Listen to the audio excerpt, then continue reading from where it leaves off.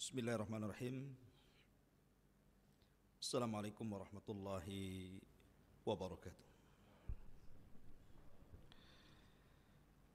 Bihamdillah wassalatu wassalamu ala rasulillah wa ala alihi wa sahbihi wa mawalah wa la hawla wa la quwata illa billahi wa ba'du. Alhamdulillah, segala puja dan puji hanya milik Allah subhanahu wa ta'ala. Salawat dan salam kita hadiahkan kepada Rasul kita Nabi besar Muhammad sallallahu alaihi wa ala alihi wasallam. Di pagi hari ini insyaallah kita akan membahas satu tema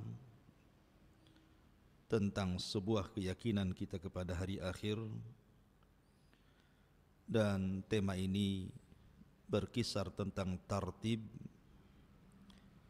yang lebih dekat kepada dalil tentang beberapa peristiwa yang akan terjadi setelah kematian. Ma'asyiral muslimin yang dimuliakan Allah subhanahu wa ta'ala, secara umum ada beberapa peristiwa yang akan berlaku pada hari akhir setelah kematian. Pertama, al-ba'tsu wal khuruju minal kubur. Kebangkitan dan keluarnya manusia dari kuburan-kuburan. Yang kedua, ardul mahsyar, di mana manusia akan dikumpulkan di sebuah tempat yang disebut dengan padang mahsyar. Kemudian yang ketiga, haudun nabi, telaga Nabi sallallahu alaihi wasallam. Kemudian yang keempat, syafa'atun nabi sallallahu alaihi wasallam, syafaat Nabi sallallahu alaihi wasallam. Kemudian yang kelima, al-ardu amam Allah, pembentangan amal di hadapan Allah subhanahu wa ta'ala. Kemudian yang keenam, kemudian ketujuh dan kedelapan, ini terjadi silang pendapat di antara ulama. Mana yang lebih dulu? Hisab, kemudian pembagian catatan atau suhuf, dan juga timbangan. Nanti saya jelaskan. Kemudian setelah itu inqisamun nas, ajwajun, manusia akan dikelompok-kelompokkan sesuai dengan amalannya di bumi. Kemudian setelah itu ada qantaratul madzalim, ada qisas di antara manusia. Dan yang terakhir, al-jannatu wan nar, adanya sorga dan neraka. Inilah yang kita akan bahas di pagi hari ini. Ma'asyiral muslimin yang dimuliakan Allah subhanahu wa ta'ala, keyakinan kita kaum muslimin bahwa manusia pasti dibangkitkan. Dan bagaimana caranya Allah subhanahu wa ta'ala membangkitkan?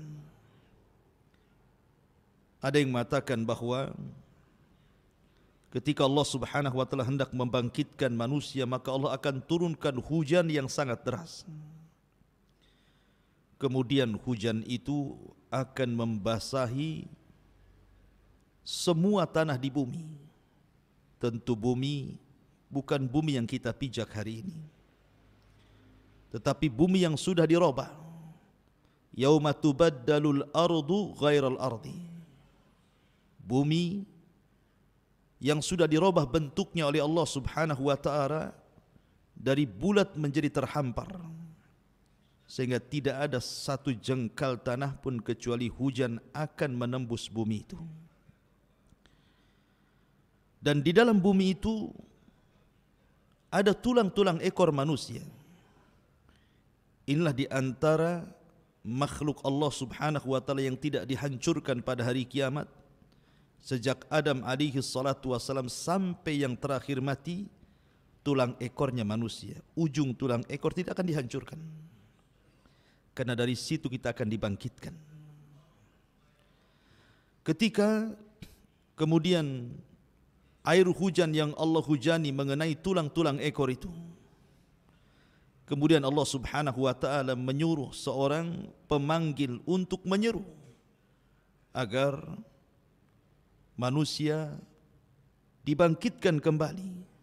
Maka tiba-tiba kemudian Allah Subhanahu wa taala ciptakan kembali tulang belulangnya, daging-dagingnya, darah-darahnya, kemudian menyatu dengan setiap tulang ekor manusia itu. Maka manusia akan keluar dari kuburannya tanpa ruh. Bayangkan manusia sejak Adam alaihi salatu wasalam sampai yang terakhir mati, Allah keluarkan dari isi bumi, diletakkan di permukaannya. Sebagaimana Allah Subhanahu wa taala berfirman, wa alqat ma fiha wa takhallat, dan kami kosongkan perut bumi dari jasad-jasad manusia dan dilempar ke permukaan bumi. Dan Allah juga mengatakan wa akhrajatil ardu athqalaha, dan kami keluarkan beban-beban bumi ke permukaannya. Kemudian setelah itu Allah Subhanahu wa taala perintahkan Israfil untuk meniupkan sangkakala yang kedua. Ketika Israfil meniupkan sangkakala yang kedua, maka tiba-tiba ruh yang Allah Subhanahu wa taala letakkan di hari ketika Allah menghancurkan alam semesta, bagi ruhnya orang-orang yang beriman Allah letakkan fil illiyin, bagi ruhnya orang-orang kafir, orang-orang fasik, munafik Allah letakkan di sijin. Maka Allah berfirman, wa idzan nufusu zuwijat, ketika ruh dilesatkan dari illiyin dan dari sijin saat tiupan sangkakala kedua Israfil, maka ruh itu akan menembus jasad-jasadnya tanpa tertukar satu jasad pun dengan ruhnya. Sejak Adam sampai yang terakhir mati, tiba-tiba manusia terbangun. Dari sini manusia terbagi menjadi dua kelompok.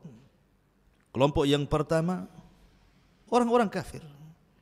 Mereka mengatakan sebagaimana disebutkan dalam surah Yasin, ya wailana man ba'athana mim marqadina, duhai celaka aku, siapa yang membangkitkan aku dari tidurku. Tapi orang-orang yang beriman mereka tenang, mereka tidak gugup. Mereka mengatakan hadza ma wa'adar rahman wa sadaqal mursalun, inilah janji Allah Subhanahu wa taala kepada kita dan benarlah ucapan para rasul. Maka manusia semua dibangkitkan dari kubur-kubur mereka. Inilah yang pertama, al-ba'tsu wal khuruj minal kubur, hari kebangkitan dan keluarnya manusia dari kuburan.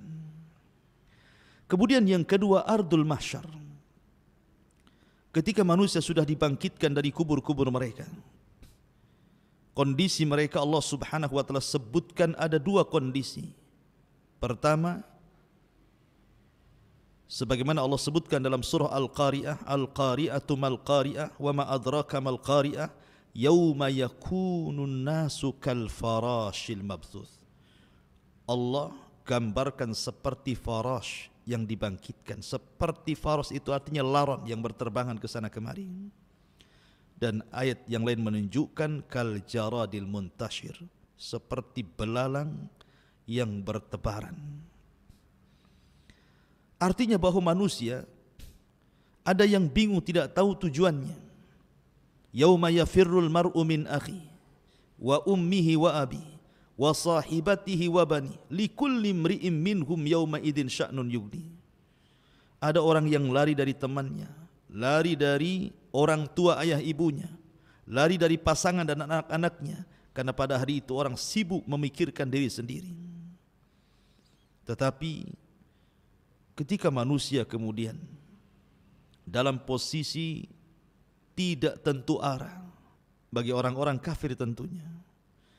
Berbeda bagi orang-orang yang beriman. Mereka terarah. Karena Allah Subhanahu wa taala berfirman, "Walladzina amanu wattaba'athum dzurriyyatuhum biimanin alhaqna bihim dzurriyyatuhum." Orang-orang yang beriman dan keimanannya ditularkan kepada keluarga besarnya, maka Allah Subhanahu wa taala akan kumpulkan mereka di padang mahsyar bersama keluarganya. Mereka tidak akan lari dari keluarganya. Itulah orang-orang yang beriman. Ma'asyiral muslimin yang dimuliakan Allah Subhanahu wa taala. Kemudian datanglah penyeru dari arah yang sudah ditentukan agar manusia yang lari ke sana kemari berkumpul di satu titik. Itulah yang disebut dengan ardul mahsyar yang kedua. Bumi di mana manusia akan dikumpulkan di situ. Maka dari mana-mana manusia, dari ujung barat, timur, selatan dan dari mana-mana yang lari ke sana kemari akhirnya berkumpul di satu titik yang disebut dengan bumi mahsyar. Ma'asyiral muslimin yang dimuliakan Allah Azza wa Jalla. Disinilah manusia akan mengalami kesulitan hidup. Bagaimana tidak matahari didekatkan 1 mil di atas kepala. Tidak ada makanan, tidak ada minuman. Keringat bercucuran. Ada yang tenggelam seluruh badannya dengan keringatnya. Ada yang tenggelam dengan keringatnya satu dada, satu pusar, satu lutut. Sesuai dengan amalannya di dunia. Akan tetapi yang tersengat matahari itu hanya orang-orang kafir. Orang-orang yang beriman tidak akan tersengat matahari. Karena ada naungan yang menaungi mereka. Sebagaimana Allah Subhanahu wa taala terangkan bahwa orang-orang yang beriman itu fi dhilalin wa uyun. Mereka akan ada payung yang akan menahan sinar matahari langsung ke atas kepala mereka. Mereka dinaungi. Itulah orang-orang yang beriman. Mereka tidak akan kepanasan. Tidak seperti kepanasan orang-orang kafir sehingga cucuran keringatnya sampai menenggelamkan mereka, sehingga kalau seandainya kapal dijalankan di atas keringatnya maka kapal itu bisa berlalu. Ma'asyiral muslimin yang dimuliakan Allah Subhanahu wa taala. Saat manusia kehausan karena mereka dibangkitkan dari kubur-kubur mereka. Ibaratnya kita tertidur lama, kemudian kita dibangunkan, tentu yang pertama kali kita akan cari air karena kita haus. Coba saja Anda tidur 3 hari 4 hari kemudian terbangun, pasti yang ditanya air. Maka peristiwa yang ketiga adalah haudun Nabi sallallahu alaihi wasallam, telaga Nabi. Dan setiap nabi diberikan telaga. Dan Nabi sallallahu alaihi wasallam diberikan telaga. Panjangnya perjalanan 1 bulan, lebarnya perjalanan 1 bulan. Gelas ciduknya sejumlah bintang yang ada di langit.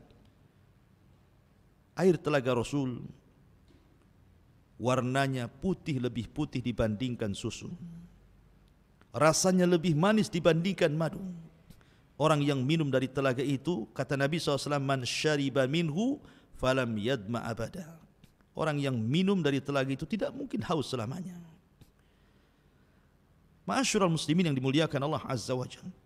Maka mulailah setiap umat mencari nabinya. Dan Nabi SAW sudah menunggu di telaganya.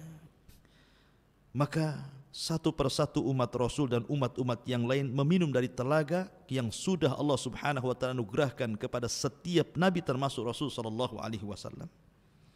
Dan yang pertama meminum telaga Rasul adalah ahlul Yaman dari kalangan Ansar, sahabat Nabi sallallahu alaihi wasallam. Kemudian disusul dengan Muhajirin, kemudian disusul dengan orang-orang mulia setelahnya. Tetapi tiba-tiba ada umat Rasul yang hendak mendekati telaga itu, tiba-tiba diusir, dihalau para malaikat. Sehingga kemudian Nabi SAW, karena dia seorang Nabi yang memiliki kasihan dengan umatnya, berteriak-teriak dan mengatakan, ummati ummati ya Rabb, itu umatku, biarkan mereka minum. Tapi Allah Subhanahu wa taala katakan, ya Muhammad, innaka la tadri ma ahdatsu ba'dak, innahum ghayyaru wa baddalu. Wahai Muhammad, engkau tidak tahu apa yang terjadi dengan umatmu sepeninggalmu. Mereka sudah keluar dari sunnahmu. mereka sudah keluar dari petunjukmu, biarkan mereka tidak minum dari telagamu. Maka orang-orang yang tidak minum mereka akan mengalami kehausan yang luar biasa, tetapi mereka tidak bisa diwafatkan, mereka akan tersiksa seperti itu.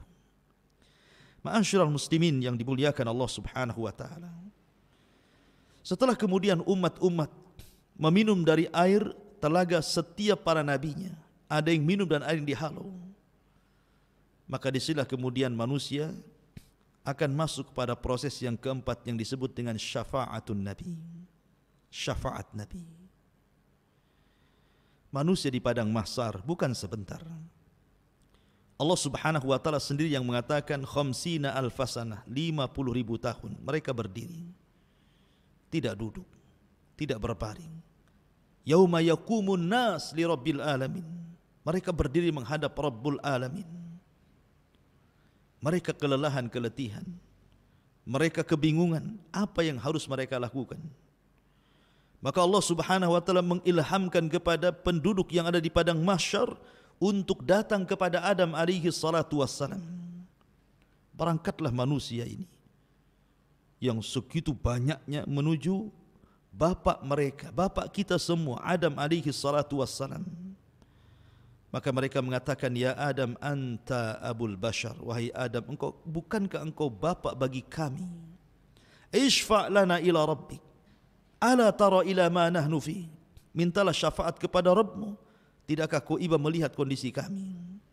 Tapi Adam alaihi salatu wassalam i'tidar, memberikan uzur dan mengatakan, nafsi nafsi idhabu ilan nuh.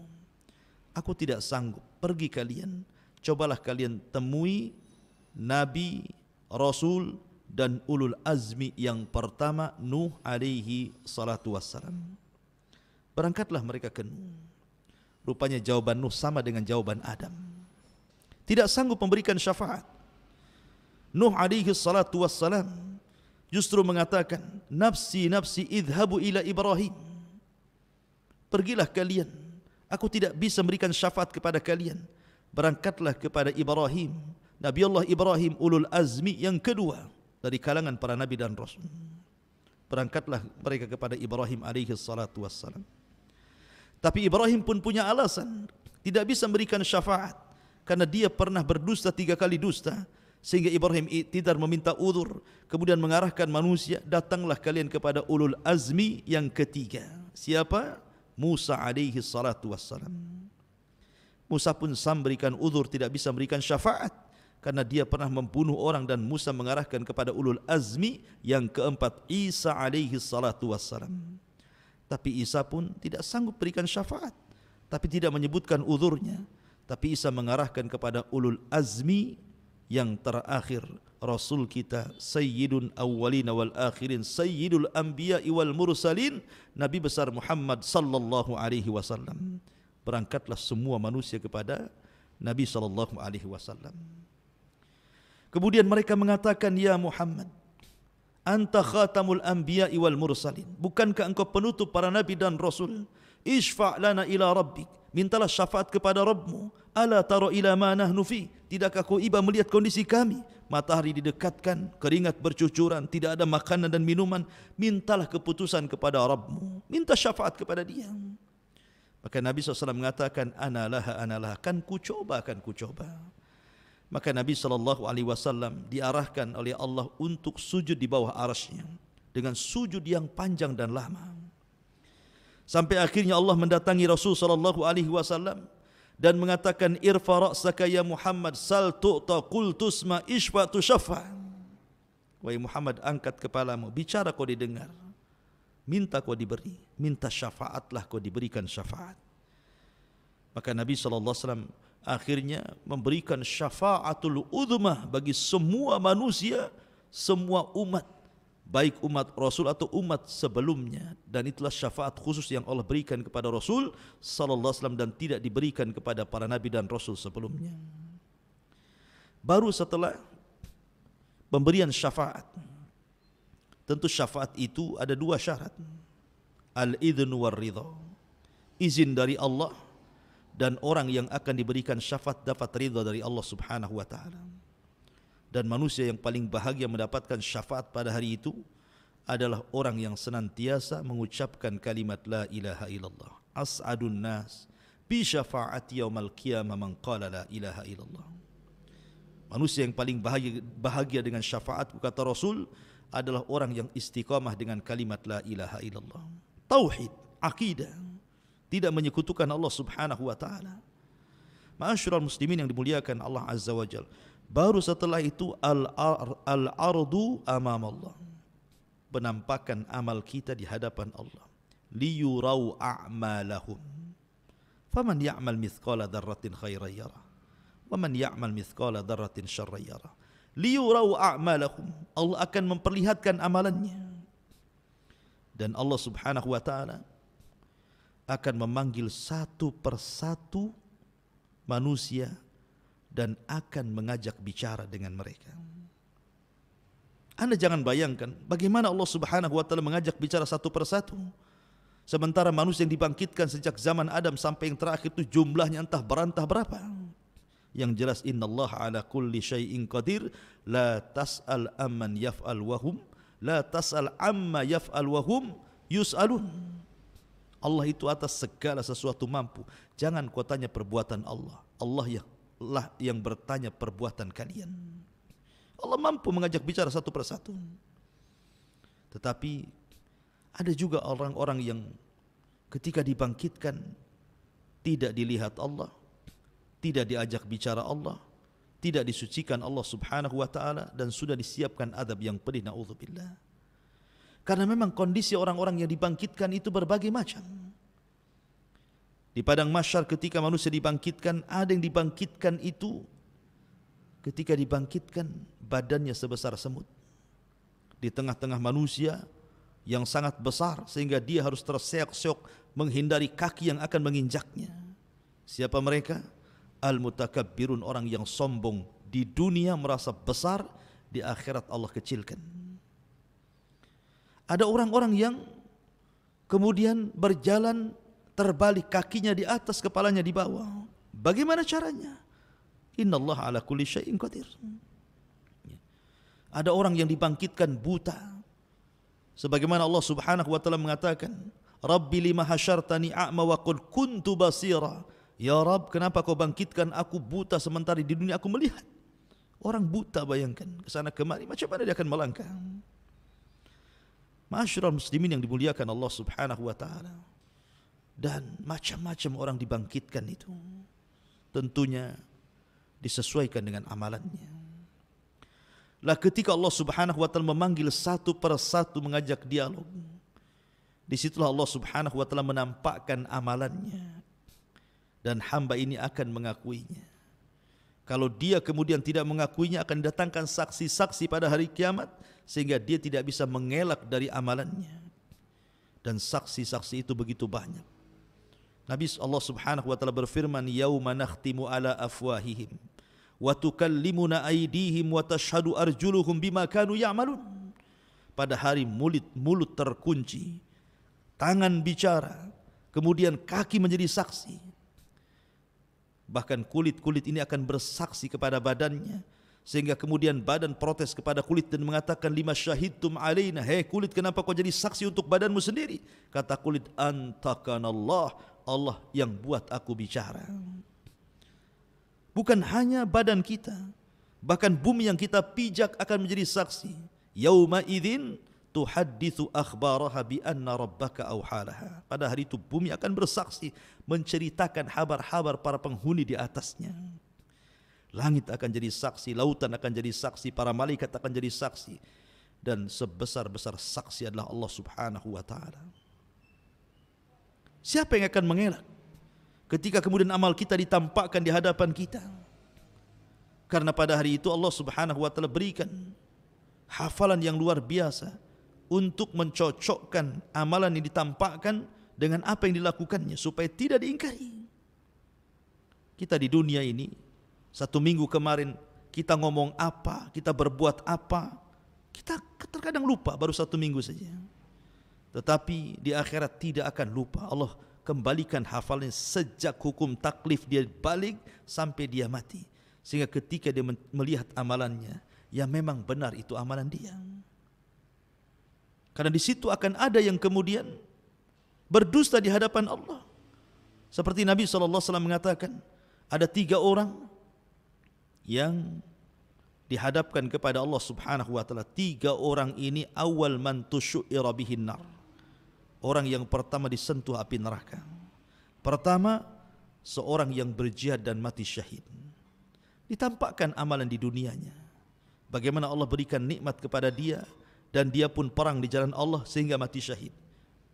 Kemudian Allah mengatakan, fima amilta fiha, apa yang sudah kau amalkan di bumi. Maka dia mengatakan, ustushhidu fika, aku mati syahid karenamu ya Rabb. Maka Allah mengatakan, kadzabta, dusta kamu. Kamu berperang, mati syahid, kamu hanya supaya orang-orang mengatakan kau ini pahlawan saja. Maka Allah perintahkan malaikat masukkan orang ini ke neraka. Kemudian didatangkan orang-orang yang pakar Quran. Selama di dunia dia mengajar Quran, diundang ke sana kemari untuk mengaji Al-Quran dengan suara yang indah. Kemudian dia meninggal, Allah pun panggil orang ini, kemudian ditampakkan amalan di dunianya. Kemudian dia pun mengenali dan mengakuinya. Kemudian Allah mengatakan, fima amilta fiha, lalu apa yang kau lakukan di dunia? Dia pun mengatakan, ya Rabb, aku membaca Quran karenamu, aku diundang membaca Quran di sini dan di situ karenamu. Maka Allah mengatakan, kadzabta, dusta kamu. Dusta kamu, kau membaca Quran supaya orang mengatakan kau seorang qari. Ya. Kemudian datangkan ahli sedekah. Ahli sedekah didatangkan. Kemudian dia mengatakan, ketika diperlihatkan amalannya, dia menyumbang masjid, menyumbang madrasah, fuqara wal masakin, anak yatim, orang yang berhajat dan membutuhkan. Tidak ada tempat yang perlu disedekahkan, disedekahkan. Dan dia mengenali dan mengakuinya. Kemudian dia mengatakan, Allah berfirman, fima amilta fiha, apa yang kau amalkan? Dia mengatakan, tasaddaqtu fika, aku bersedekah karenamu ya Rabb. Allah mengatakan, kadzabta, dusta kamu. Kau bersedekah supaya orang-orang menganggap kau ini dermawan. Artinya bahwa ada orang-orang yang berdusta di hadapan Allah. Tapi bagaimana Allah kemudian disamakan dengan makhluk? Anda bisa berdusta di hadapan makhluk di bumi, tapi tidak mungkin Anda berdusta di hadapan Allah Subhanahu wa taala. La takhfa alaihim khafiyah. Allah tidak mungkin terhalangi apapun yang menghalangi kita. Ma'asyiral muslimin yang dimuliakan Allah Subhanahu wa taala. Baru setelah itu terjadi al-hisab alal a'mal, hisab terhadap amal manusia. Kemudian qiraatul kitab, kita disuruh membaca kitab, catatan, dan mengambilnya. Sehingga ada yang mengambil dengan tangan kanan, tangan kiri, dan di belakang punggungnya. Termasuk kemudian mizan, timbangan. Saya katakan tadi terjadi silang pendapat. Sebelum saya jelaskan, terjadi silang pendapat di antara 3 perkara ini. Al-Imam Ibnu Taimiyah rahimahullahu ta'ala mengatakan bahwa 3 perkara ini, mana yang lebih dahulu, hisab ataukah timbangan, ataukah pembagian suhuf catatan? Syekhul Islam Ibnu Taimiyah rahimahullah ta'ala mengatakan bahwa yang pertama timbangan dulu, kemudian yang kedua pembagian suhuf catatan, kemudian yang ketiga baru terjadi hisab. Kemudian pendapat yang kedua, sebagaimana dinukilkan dari Imam Ibnu Qudamah rahimahullahu ta'ala, bahwa yang pertama adalah hisab dulu, yang kedua baru timbangan, yang ketiga baru pengambilan suhuf catatan. Kemudian pendapat yang ketiga ini Imam Safarini mengatakan bahwa yang pertama pembagian suhuf dulu, baru kemudian hisab, baru kemudian timbangan. Wallahu a'lam. Saya cenderung kepada pendapat yang keempat. Dan ini pendapat Al-Imam Al-Baihaqi yang dikuatkan oleh Al-Hafidh Al-Hakami rahimahumullahul jami'. Mengatakan bahwa yang pertama hisab. Setelah hisab baru kemudian suhuf, pengambilan suhuf. Kemudian yang terakhir baru mizan, timbangan. Hisab, setelah dihisab, kemudian Allah Subhanahu wa taala akan menaburkan suhufnya, disuruh mengambil. Ada yang mengambil dengan tangan kanannya, dengan tangan kirinya, bahkan dengan tangan kiri di balik punggungnya. Baru setelah itu adanya mizan. Dan ini berdasarkan sebuah hadis Nabi SAW, di mana hadis ini disebutkan oleh sahabat Abdullah ibn Umar radhiyallahu an. Dia mendengar, aku mendengar Nabi SAW bersabda, ketika Allah Subhanahu wa taala mendekatkan seorang hamba pada hari kiamat, kemudian dia mengakui dosa-dosanya, sehingga idza ra'a annahu qad halak, ketika dia melihat bahwa dia akan hancur, maka Allah Subhanahu wa taala mengatakan, inni satartuha 'alaika fid dunya wa ana aghfiru halaka al-yauma. Ketika engkau di dunia, aku tutup aibmu, maka pada hari ini aku ampuni dosamu. Jadi ada seorang hamba kemudian dihadapkan ke hadapan Allah Subhanahu wa taala. Kemudian Allah bertanya soal nikmat yang Allah anugerahkan selama di dunia. Bukankah aku sudah memberi ini dan itu? Iya, betul. Bukankah aku sudah memberi ini dan itu? Iya, betul. Kenapa kau begini dan begitu? Kenapa engkau begini dan begitu? Terus diberikan pertanyaan oleh Allah Subhanahu wa taala, sehingga ketika dia merasa bahwa dia tidak pantas lagi masuk surga, terlampau banyak keburukan yang dia lakukan, tiba-tiba Allah mengatakan, inni satartuha fid dunya, aibmu sudah kututupi di dunia. Ingat, kalau bukan karena Allah Subhanahu wa taala menutup aib kita, tidak ada manusia harganya di hadapan manusia yang lain. Manusia dihormati itu karena Allah tutupi aibnya. Kalau aib kita dibongkar oleh Allah, satu dunia manusia pasti menghinakan manusia. Maka beruntunglah, bersyukurlah Allah tutup aib kita sehingga banyak orang yang muliakan kita. Dan nikmat dari Allah Subhanahu wa taala. Siapapun dia. Makanya Imam Ahmad ibn Hanbal rahimahullahu taala ketika dia ke pasar, tiba-tiba datang murid-muridnya dari mana-mana hendak menolong Imam Ahmad dan mengatakan, jangan, biar barang ini aku yang bawa.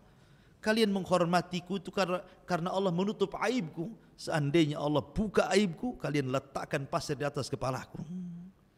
Ma'asyiral muslimin yang dimuliakan Allah Subhanahu wa taala. Kembali bahwa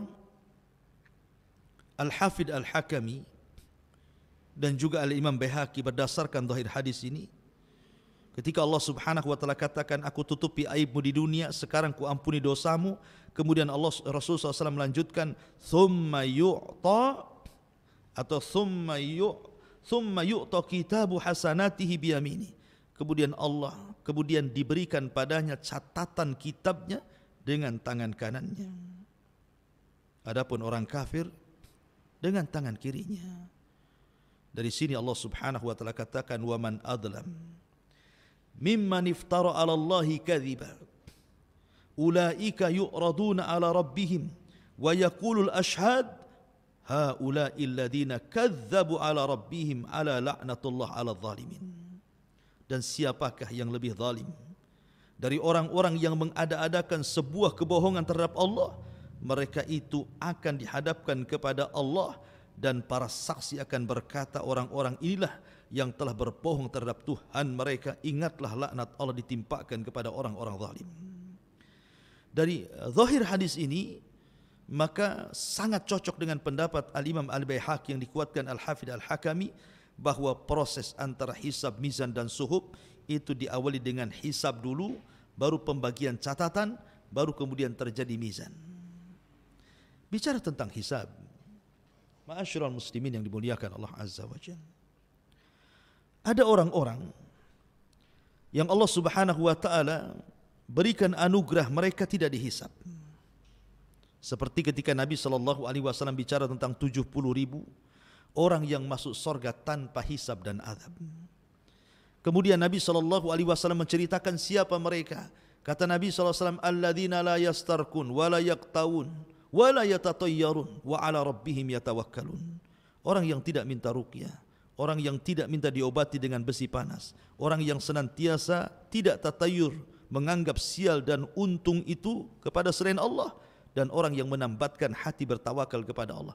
Merekalah sifat-sifat ini kalau terkumpul pada seorang hamba, maka orang ini akan masuk surga tanpa hisab dan azab. Dalam sebuah hadis yang lain, Nabi SAW bersabda, idza kana yaumul qiyamah amarallahu munadiyan yunadi, apabila datang hari kiamat, maka Allah panggil penyeru untuk menyeru. Apa seruannya? Seruannya, man kana lahu 'ala Allah ajrun, barang siapa yang punya pahala di sisi Allah, berdirilah kalian. Kemudian berdiri orang-orang yang ketika di dunia suka memaafkan, mudah memaafkan. Faman 'afa wa aslaha fa ajruhu 'ala Allah. Karena Allah mengatakan barang siapa yang suka memaafkan, suka mengislah, maka pahalanya akan diberikan kepada Allah. Maka orang yang suka memaafkan dan suka islah, maka mereka akan masuk surga tanpa hisab dan adab. Kemudian orang yang kedua, Nabi SAW menjelaskan, kemudian penyeru akan mengatakan, siapa yang punya pahala di sisi Allah Subhanahu wa taala, falyakum, berdirilah. Maka kemudian berdirilah orang yang kedua. Kemudian dikatakan kepadanya bahwa dia sudah melakukan ini dan itu. Dalam riwayat, mereka adalah orang-orang yang mati syahid. Maka orang-orang yang mati syahid, mereka punya pahala di sisi Allah Subhanahu wa taala. Maka dikatakan kepada orang-orang yang mati syahid, masuklah kalian ke dalam surga tanpa hisab dan azab. Kemudian juga penyeru menyerukan lagi, siapa yang punya pahala di sisi Allah Subhanahu wa taala, falyakum, berdirilah. Kemudian berdirilah orang-orang yang memiliki sifat ini, sifat itu, dan begitu seterusnya. Akhirnya kemudian orang-orang ini dimasukkan tanpa hisab dan tanpa adab, direct masuk surga. Sebagian para ulama ketika menyebutkan amalan-amalan yang mendatangkan seseorang sehingga ketika dia masuk surga tanpa dihisab dan diadab, di antara amalannya adalah amalan-amalan pertama, orang-orang yang istiqomah. Yang kedua, orang-orang yang punya akhlak yang indah. Yang ketiga, orang-orang yang senantiasa menjaga kewajiban-kewajiban Allah. Kemudian yang keempat, orang yang ittiba'us sunan, senantiasa mengikuti sunnah Nabi. Kemudian yang kelima, al-qiyam bi'a'malil ukhra, dia berusaha untuk beramal dalam rangka untuk orang lain. Kebaikannya diberikan kepada orang lain. Karena orang yang paling manfaatlah anfa'uhum linnas, orang yang manfaat bagi orang lain. Dan begitu seterusnya, termasuk orang yang menjalankan perintah, menjauhi larangan, kemudian sungguh-sungguh dalam beramal saleh, kemudian menjauhi larangan-larangan Allah Subhanahu wa taala. Maka amalan-amalan ini, kata para ulama, salah satu penyebab orang akan dibebaskan dari hisab dan adab. Jadi yang pertama ada hisab, maksudnya ada orang-orang yang tidak dihisab. Yang kedua, orang-orang kafir, mereka dihisab, tetapi bukan dihisab amalannya. Karena orang kafir tidak punya amalan, apa yang mau dihisab? Allah Subhanahu wa taala mengatakan, a'maluhum karomadin istaddat bihir rih, amal mereka bagaikan debu yang dihempas angin sehingga habis. Lalu apa yang dihisab? Amalan kebaikan yang enggak ada. Ulama mengatakan mereka tetap dihisab, tetapi bukan dihisab amalnya. Karena orang-orang kafir, orang musyrik tidak punya amalan. La in asyrakta la yahbatanna amaluka wa la takunanna minal khasirin. Kalau engkau melakukan kesyirikan, habis, lebur semua amalanmu dan engkau termasuk orang-orang yang merugi. Maksud hisab bagi orang kafir hanyalah hisab takrir, hisab pengakuan kekufuran mereka. Bukankah kau sudah berzina? Ya. Bukankah kau sudah minum khamar? Ya. Bukankah kau sudah begini. Semua maksiat disebutkan dan dia mengiyahkan semuanya. Itulah hisabnya bagi orang-orang kafir, hisab takrir, formalitas, karena mereka tidak akan masuk surga. Ya. Kemudian bagi orang yang beriman, hisabnya dua. Ada hisaban yasira, memang mudah. Ada hisaban asira, hisab yang sulit. Apa bedanya hisab mudah dan hisab sulit? Kalau hisab itu mudah, ini disebut dengan hisabul ardi, di mana seseorang mukmin ketika dihadapkan kepada Allah, dia tidak dituntut menjawab pertanyaan. Dia hanya disuruh mendengarkan. Ketika Allah Subhanahu wa taala menyebutkan pahala dan dosanya di bumi, dia mendengarkan semuanya. Ya. Dia mengakui, tapi dia tidak dituntut untuk menjawab. Maka ini hisaban yasira, hisabnya mudah. Tapi yang kedua dituntut menjawab. Bukankah aku sudah begini dan begitu? Kemudian dia menjawab. Bukankah aku sudah begini dan begitu? Kemudian dia menjawab. Kalau terjadi dialog ketika hisab, Maka Rasul mengatakan man nukisha fil hisab udzib. Siapa yang terjadi perdebatan antara Allah dan hambanya ketika dihisab, pasti akan diazab orang ini. Itulah isaban asira, isab yang sulit sekali. Ya. Dan manusia sekali lagi harus tinggal di padang mahsyar itu 50.000 tahun. Apakah semua manusia tinggal 50.000 tahun? Tidak. 50.000 tahun itu hanya berlaku kepada orang-orang kafir saja. Orang yang beriman tidak akan lama hisabnya. Nabi SAW hanya menyebutkan hisabnya bagi umat Rasul, dan umat Rasulullah orang yang pertama dihisab. Kata Nabi SAW, nahnul awwalun, nahnul akhirun, al-awwalun. Kita umat yang terakhir, tapi orang yang pertama dihisab. Dan hisabnya umat Islam cepat, ma'ruf, sesuai dengan akal, karena memang usia umat kita tidak panjang, hanya sekitar 60-70 tahun saja, sehingga tidak banyak yang dipertanggungjawabkan. Berbeda dengan umat dulu yang panjang-panjang, amalannya juga banyak, maksiatnya juga banyak, sehingga lama pula hisabnya bagi mereka. Tapi hisabnya bagi umat Islam, umat Rasul yang beriman, hanya separuh hari saja. Tapi jangan sangka separuh hari itu sebentar, karena separuh hari akhirat berbeda dengan separuh hari di dunia. Kalau separuh hari di dunia ba'da duhur sampai terbenam matahari, separuh hari. Tapi satu hari kehidupan akhirat, kata Allah Subhanahu wa taala, inna yauman inda rabbika ka'alfi sanatin mimma ta'uddun. Satu hari kehidupan akhirat bila dibandingkan dengan kehidupan dunia, lamanya sama dengan 1000 tahun. Artinya separuh hari itu 500 tahun. Makanya ada hadis yang mengatakan orang-orang fakir yang beriman akan masuk dulu ke sorga, sementara orang kaya akan masuk sorga belakangan setelah setengah hari dari orang-orang fakir yang beriman. Karena ya, orang kaya banyak hisabnya. Min aina iktasabahu wa fima anfaq. Dari mana kau dapati harta itu, kemana kau belanjakan. Ma'asyiral muslimin yang dimuliakan Allah Subhanahu wa taala. Baru setelah proses hisab, baru tatayyurus suhuf, di mana suhuf diterbangkan. Faman utiya kitabahu biyamini fasawfa yuhasabu hisaban yasira. Ketika dia mendapatkan catatan dengan tangan kanannya, maka dia akan diperiksa dengan periksa yang mudah oleh Allah Azza wa Jalla. Hisab yang mudah. Tapi fa'amman utiya wara'a dhahri, dalam ayat yang lain utiya bishimali, barang siapa yang mengambil catatannya dengan tangan kiri atau di belakang punggungnya, celakalah dua kelompok ini. Adapun orang-orang yang telah mendapatkan catatannya dan Allah Subhanahu wa taala sudah ampuni dosa-dosanya, dengan bangganya dia mengambil catatan itu dengan tangan kanannya, kemudian dia tegak di hadapan manusia, kemudian dia mengatakan, ha umuqra'u kitabiyah, ha umuqra'u kitabiyah. Lihatlah catatanku ma'asyiral muslimin yang dimuliakan Allah Azza wa Jalla. Dengan bangganya dia mengatakan, ha umuqra'u kitabiyah. Ya. Kenapa demikian? Karena dia mengatakan, inni dhanantu anni mulakin hisabiyah. Karena sewaktu aku hidup di bumi, di dunia, aku yakin bahwa kejadian ini pasti berlaku. Makanya aku bersungguh-sungguh untuk kejadian hari ini dengan beramal saleh, dengan salat, puasa, zakat, haji, sedekah, baca Quran, zikir. Aku sungguh-sungguh karena aku tahu akan terjadi hal ini. Maka bangga dia mengambil kitabnya, kemudian dia mengatakan, ha umuqra'u kitabnya, baca catatanku. Senang dia. Tetapi orang-orang yang mengambil catatan dengan tangan kirinya, fa amma man utiya kitabahu bishimali.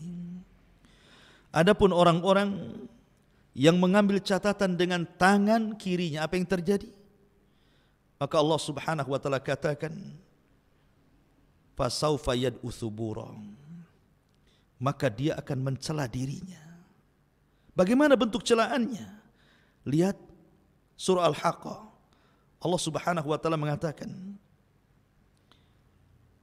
ya laitani lam uta kitabiyah wa lam adri ma hisabiyah, ya laitaha kanatil qadiyah ma aghna anni maliyah halaka anni sultaniyah khuduhu fagullu thumma al-jahima sallu thumma fi silsilatin dzar'uha sab'una dira'an fasluku. Dia katakan ketika mengambil catatannya dengan tangan kirinya, dia mengatakan apa? Duhai kiranya aku tidak mengambil catatan itu. Duhai kiranya aku tidak tahu hisab yang akan menimpaku. Duhai kiranya aku mati dan tidak dibangkitkan kembali. Apalah gunanya harta yang ditumpukan tidak ada manfaatnya hari ini. Apalah gunanya jabatan kepemimpinan tidak ada faedahnya hari ini. Maka Allah Subhanahu wa taala katakan, khuduhu, tangkap dia, fagullu, rantai dia, tsummal jahima, selalu masukkan ia ke dalam jahim. Ma'asyiral muslimin yang dimuliakan Allah Azza wa Jalla. Dan orang yang mengambil catatan dari punggungnya, dan mereka adalah orang-orang munafik, ghayatul kufri, sekufur-kufurnya orang kufur itu munafik. Maka Allah Subhanahu wa taala sediakan satu neraka bagi mereka, innal munafiqin fi darkil asfali minan nar. Orang-orang munafik akan diletakkan di intip neraka yang paling dasar. Ma'asyiral muslimin yang dimuliakan Allah Subhanahu wa taala. Baru setelah kemudian mereka mengambil catatan-catatannya, maka Allah Subhanahu wa taala akan datangkan mizan, timbangan. Apa yang ditimbang? Orangnya.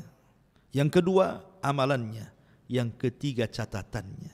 Faman thaqulat mawazinu fahuwa fi isyatir radiyah. Wa amma man khaffat mawazinu fa ummuhu hawiyah wa ma adraka ma hiya narun hamiyah. Siapa yang berat timbangan kebaikannya, maka dia diberikan kehidupan indah di sorga. Siapa yang ringan amalan kebaikannya, maka dia akan dimasukkan ke neraka hawiyah. Wa ma adraka ma hiya. Apa neraka hawiyah itu? Narun hamiyah, neraka yang menyala-nyala. Ma'asyiral muslimin yang dimuliakan Allah Azza wa Jalla. Kemudian setelah itu terjadilah inqisamun nas. Manusia akan digolongkan bersama golongannya. Allah Subhanahu wa taala berfirman, "Ukhsyurul ladzina zalamu wa ajwajuhum wa ma kanu ya'budun min dunillahi fahduhum ila siratil jahim." Diperintahkan kepada para malaikat, kumpulkanlah manusia-manusia yang zalim itu beserta teman-teman sejawat mereka dan apa yang dahulu telah mereka sembah selain daripada Allah, lalu tunjukkanlah kepada mereka kemana jalan neraka. Jadi Allah Subhanahu wa taala setelah melakukan proses hisab, kemudian pembagian catatan, kemudian terjadi timbangan, kemudian sudah diketahui mana yang mengambil catatan dengan tangan kanan ataukah tangan kirinya, mana timbangan yang berat kebaikannya ataukah keburukannya, maka manusia akan digolongkan bersama sesembahan mereka. Bagi yang nyembah batu dikumpulkan dengan batunya, bagi yang nyembah pohon dikumpulkan dengan pohonnya, bagi yang nyembah iblis dikumpulkan dengan iblisnya, dan begitu seterusnya. Kemudian Allah mengatakan, fahduhum ila siratil jahim. Kasih tahu alamat ke neraka. Kasih tahu orang-orang ini ke alamat ke neraka. Maka Allah katakan, wasiqal ladina kafaru ila jahannama zumara. Maka Allah akan kiring orang-orang kafir untuk dimasukkan ke neraka jahannam. Na'udzubillah. Ketika orang-orang kafir sudah masuk neraka, ya, ma'asyiral muslimin yang dimuliakan Allah Azza wa Jalla, yang sebelumnya tentu terjadi qisas dulu. Sebelum mereka dimasukkan ke dalam neraka, di sini akan terjadi qisas. Qisas antara orang yang beriman dengan orang kafir. Boleh jadi ada orang beriman menipu orang kafir, atau sebaliknya orang kafir menipu orang yang beriman. Qisas bagi orang kafir yang menipu orang beriman untuk memberatkan siksa dia di akhirat. Qisas bagi orang yang beriman yang mendolimi orang kafir mengurangi pahalanya, sehingga boleh jadi dia tidak selamat atau selamat kalau masih sisa pahalanya. Dan itu terjadi sebelum mereka menyeberang titian siratal mustaqim. Ma'asyiral muslimin yang dimuliakan Allah Azza wa Jalla. Sampai Abdullah bin Abbas radhiyallahu anhuma mengatakan, bagaimana bentuk kisahnya? Kalau seandainya dia membunuh manusia, maka yang dibunuh akan datang kepada Allah, tangan kirinya membawa kepalanya, tangan kanannya menyeret orang yang membunuhnya, kemudian dia akan mengatakan, ya Rabb sal hadza lima qatalan. Ya Rabb, tanya orang ini kenapa dia sampai membunuhku. bayi-bayi yang dibuang, bayi-bayi haram dari hasil perzinahan, yang dibuang di tong-tong sampah, disolokan, di kardus sehingga tidak tertolong kemudian mati. Maka Allah mengatakan wal mau'udatu su'ilat bi ayyi dzambin qutilat. Bayi itu tidak berkepala, kepalanya dipegang tangan kirinya, tangan kanannya menyeret orang tuanya dan mengatakan ya Rabb sal hadza lima qatalani. Ya Rabb, tanya ibuku kenapa dia membunuhku, kenapa dia sampai tega membunuhku. Wal mau'udatu su'ilat bi ayyi dzambin qutilat. Bayi-bayi itu akan bicara, atas dosa apakah aku bunuh, katanya. Ya, terjadi kisah di sini. Ya. Baru setelah itu manusia digolongkan menjadi 3 kelompok: mukmin, kafir, munafik. Yang kafir direct masuk neraka, tidak sempat meniti titian siratal mustaqim. Sehingga manusia cuma 2 kelompok saja, mukmin dan munafik. Disitulah Allah Subhanahu wa ta'ala membagi-bagikan cahaya kepada setiap orang-orang yang beriman. Cahaya ini disesuaikan dengan amalannya. Ada yang besar, ada yang setengah besar, ada yang kecil, ada yang redup gitu ya. Dan ini modal kita untuk meniti titian siratal mustaqim. Maka ada yang melesat seperti kilat, ada yang melesat seperti kuda balap, ada yang melesat seperti orang menunggang unta, ada yang melesat seperti orang pelari, ada yang kemudian harus jatuh kemudian bangkit. Ada yang terkena kalalib. Kalalib adalah rantai yang berduri yang menghantam ke sana kemari. Terkadang terhantam harus masuk ke jahanam, terkadang dia selamat tetapi sudah habis badannya, tetapi semua karena rahmat dari Allah Subhanahu wa taala. Tetapi orang-orang munafik, ma'asyiral muslimin yang dimuliakan Allah Subhanahu wa taala, Allah mengatakan yauma taral mu'minina wal mu'minat yas'a nuruhum baina aydihim wa bi aymanihim bushra lakumul yaum jannatin tajri min tahtiha al-anhar khalidina fiha dzalika huwal fawzul azim. Pada hari engkau akan melihat orang-orang yang beriman laki-laki dan perempuan, betapa cahaya mereka bersinar di depan, di samping kanan mereka. Pada hari ini ada berita gembira untukmu. Apa itu? Kalian berhak mendapatkan sorga-sorga yang mengalir di bawahnya sungai-sungai, mereka kekal di dalamnya. Demikian itulah kemenangan orang-orang yang agung. Orang yang beriman akan selamat meniti titian siratal mustaqim. Tapi lihat bagaimana orang munafik. Allah gambarkan, yauma yaqulul munafiquna wal munafiqat lilladzina amanu dzuruna naqtabis min nurikum qila irji'u wara'akum faltamisu nuran faduriba bainahum bisurin lahu bab batinuhu fihi rahmah wa zahiruhu min qibalihi al-'adzab. Pada hari orang-orang munafik laki-laki dan perempuan berkata kepada orang-orang yang beriman, tunggulah kami, kami ingin mengambil cahaya kalian. Tetapi orang-orang yang beriman mengatakan, kembalilah kalian ke belakang kalian, carilah cahaya sendiri untuk kalian. Lalu di antara mereka dipasangkan dinding pemisah yang berpintu, di sebelah dalamnya adalah rahmat dan di luarnya azab Allah Subhanahu wa taala. Orang-orang munafik hendak menipu ketika berjalan di titian siratal mustaqim. Ya, mereka bisa menipu Allah dan orang yang beriman ketika di dunia, tapi di akhirat mereka tidak bisa menipu Allah dan orang-orang yang beriman. Ma'asyiral muslimin yang dimuliakan Allah Azza wa Jalla, baru setelah manusia meniti titian siratal mustaqim, sampailah mereka di Qantarah. Rupanya di sini ada kisos lagi, tetapi kisos di antara orang-orang yang beriman. Inilah yang disabdakan Nabi SAW tentang hadis muflis. Tahukah kamu siapa yang bangkrut, kata Rasul? Sahabat mengatakan, orang yang gulung tikar usahanya, orang yang tidak punya dinar, tidak punya dirham, itulah bangkrut. Kata Rasul, bukan itu. Tetapi orang yang bangkrut man ata yaumal qiyamah bi salatin wa sadaqatin wa siyamin wa hajjin wa ibadatin. Orang yang datang pada hari kiamat membawa pahala salat, pahala haji, pahala puasa, pahala sedekah dan banyak pahala ibadah. Tapi di satu sisi dia mendolimi si fulan, mencaci maki si fulan, membunuh si fulan, mengini si fulan, mengitu si fulan. Maka terjadilah kisas untuk mendapatkan keadilan. Dulu kamu mendolimi saya, ya, mana pahalamu? Maka kemudian orang yang mendolimi akan diambil pahalanya oleh orang yang dizalimi. Ketika dia banyak mendolimi orang sehingga pahalanya habis dibagi-bagikan kepada orang tersebut, habis, dia tidak punya pahala lagi. Sementara orang yang didolimi masih banyak. Maka orang-orang ini akan mengatakan, mana pahalamu? Dia mengatakan, pahalaku sudah habis. Terlampau banyak orang yang kudolimi. Kalau kau tidak punya pahala sebagai barter, aku punya dosa. Ambillah dosaku untukmu. Inilah bangkrut. Bahasa kita kalau pedagang itu sudah hilang modalnya, banyak hutangnya. Sudah hilang pahalanya, nanggung dosa orang. Itulah orang bangkrut. Maka ketika orang ini kemudian bangkrut, yang harusnya 1 jengkal lagi dia masuk surga, tiba-tiba tidak bisa masuk surga. Makanya Nabi SAW mengatakan, ada seseorang antara dia dengan surga tinggal 1 hasta, tinggal melangkah saja.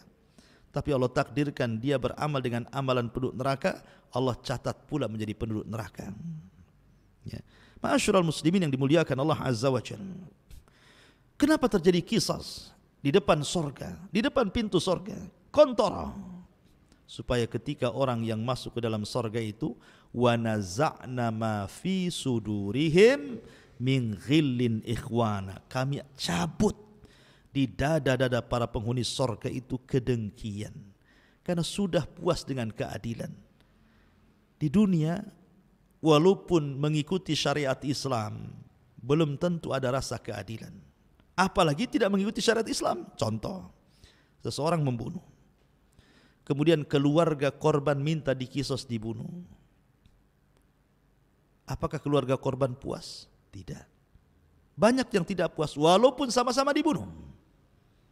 Karena terkadang ya wajar saja dia yang membunuh preman, tapi yang dibunuh keluarga saya ini orang yang menopang kehidupan keluarga. Tanpa dia siapa yang memberi makan kami? Walaupun sudah sama-sama dibunuh kisos nih, keadilan belum ada. Ya. Itu yang ikut syariat Islam kan, secara hati itu kayaknya kurang puas. Tetapi di akhirat diulang lagi kisos itu. Ya. Di dunia sudah kisos diulang lagi. Supaya apa? Supaya hati-hati kedengkian, kebencian, dendam itu hilang semuanya, sehingga masuk surga betul-betul menjadi satu hati. Tidak ada dengki, tidak ada hasad, tidak ada dendam, tidak ada emosi. Karena di surga itu semua salam. Semua salam. Semua selamat. Selamat lisannya, selamat hatinya, selamat perbuatannya, semua selamat. Makanya disebut Darussalam. Ya, Darussalam. Fisik manusia selamat, tidak kencing, tidak berak, tidak meludah, tidak ada dahak, tidak bau. Perempuannya tidak haid, tidak ada nifas. Mereka makan, minum, dikeluarkan dengan keringatnya. Semua selamat, selamat fisiknya, selamat akhlaknya, selamat lisannya, selamat matanya, selamat, semua selamat. Itulah surga. Dari sini menunjukkan bahwa inilah di antara tartib peristiwa-peristiwa yang akan berlaku setelah kematian. Mudah-mudahan menjadi ibrah bagi kita semuanya.